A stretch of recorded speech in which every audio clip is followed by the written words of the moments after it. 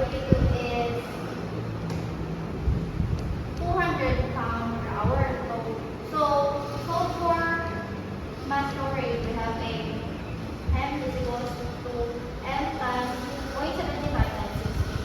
So, plug in the givens, we have a 40,000 times 75 times 60, which results to 180,000 pounds per hour. And so for delta W, we have a 200 over 180,000 is equals to 0.0011, and W is equal to 0.03 plus the delta W. So plug in the given, so we're going to have a 0.004112.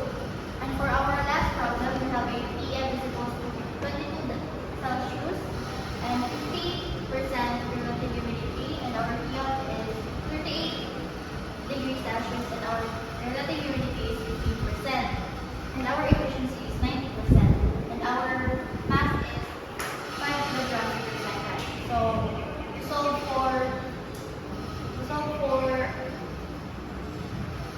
P, so we have a efficiency is equals to PC minus PS over TC minus TWP.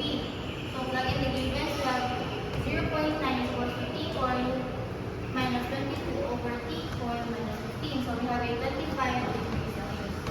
And for outside air, we have a H1 is 75 kilojoules per kilogram, H2 is 50 kilojoules per kilogram, and to solve for Q, we're going to have a formula of Q is equals to M times delta H. So plug in the givens, we have a 5 times 75 minus 50, which results to 125 kilowatts.